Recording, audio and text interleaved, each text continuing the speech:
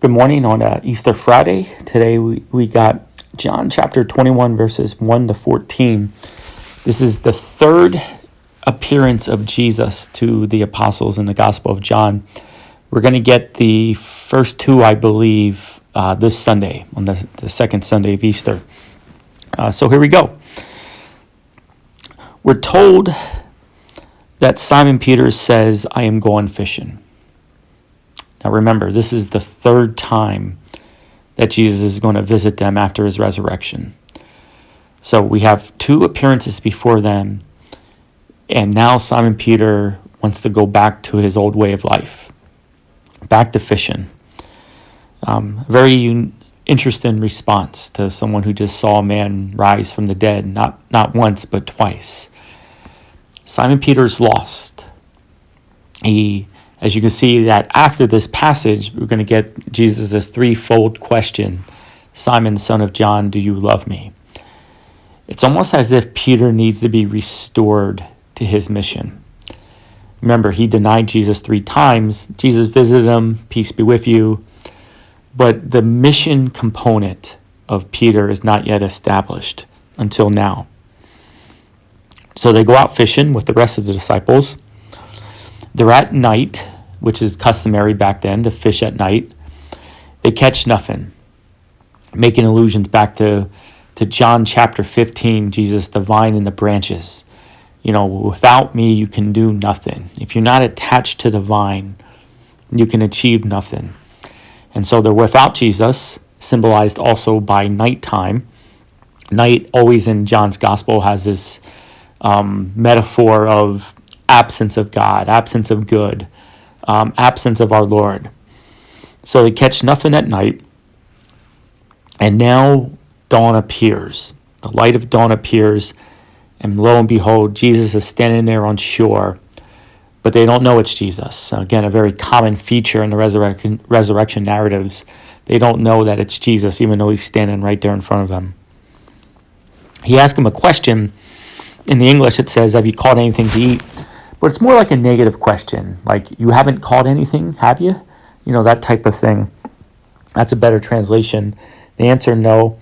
And then Jesus makes an allusion back to the beginning, this time the beginning of the Gospel of Luke, where Jesus meets Peter for the first time on a fishing boat and tells Peter to cast the net on the other side of the boat. And sure enough, they have a boatload of fish, no pun intended, with Peter saying, "Depart from me, Lord, I'm a sinful man." That's the first encounter in the Gospel of Luke. So now they're back at square one. And Jesus, with the same command, cast your net on the right side of the boat. They do. And lo and behold, they catch a great number of fish. And then the beloved disciple John says, "It is the Lord." Notice he's the first one to recognize it. Again, a very similar feature in John's gospel, that the beloved disciple kind of catches it right away. Like he realizes it's the Lord. And so he says again, "It's the Lord." Peter, in a very comical fashion, tucks in his garments, but then jumps into the boat. jumps off the boat into the water. So excited to see our Lord that he's swimming through water and fully clothed to go meet our Lord. The rest of the disciples have a hard time bringing the net in with the loaded large amount of fish. We'll get back to that in just a second. And so Peter meets Jesus. He has a charcoal fire ready, and then he commands Peter to bring that catch of fish over. So the same net filled with fish. John tells us it's 152 fish. Not sure of the symbolism for 152. But a huge amount of fish. Peter by himself drags the net to our Lord. That same net that took several disciples who struggled to bring it ashore, Peter himself brings it to our Lord.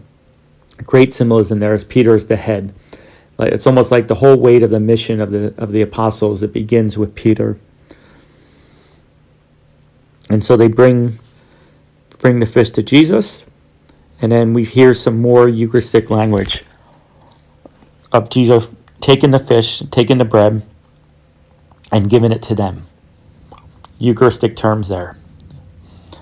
And so this is the mission component of the resurrection.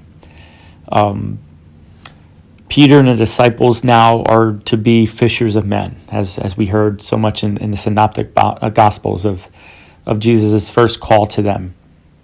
Follow me, I will make you fishers of men. And it starts with Peter, but the disciples also have their role in that. But also the feeding. Notice again that the first time that Jesus does a miracle in John, it's the multiplication of the water, of the water being changed into wine. And at Jesus' command, there was so much wine that it filled 6 ceremonial jugs filled. As our Blessed Mother says, do whatever he tells you. And so the same thing again, following the instruction of Jesus, following his command, an abundance of fish. Too much that's even hard to handle, hard to carry. But then they're also meant to feed the flock that they gather in. So we'll see this in the Acts of the Apostles, but it's Jesus' mission and ministry now being passed on. Jesus is still working in all this. I mean, that's the whole point of the Eucharist. Jesus continues to feed us, but yet his ministry continues in and through the actions of the apostles. I mean, that's what the whole book of the Acts of the Apostles is all about, right? That the person of Jesus is very much alive. He continues to bless, to heal, to feed, though he does so through the acts of the apostles. And we're going to see that, in this particular resurrection narrative. Through the words and actions of Jesus, through his commands, the apostles now are the ones who are gathering in the large group of people. Through Jesus' words and actions being spoken by the apostles, people are fed. The work of Jesus continues today, especially in and through the church, especially when our priests today are ministering the sacraments to the people, feeding them, baptizing them, confirming them, healing them. It's all the work of Jesus Christ, using priests and bishops, using his ministers for his action and works to be accomplished. It started back in the time of Peter, and it continues in and through the church today. May God bless you.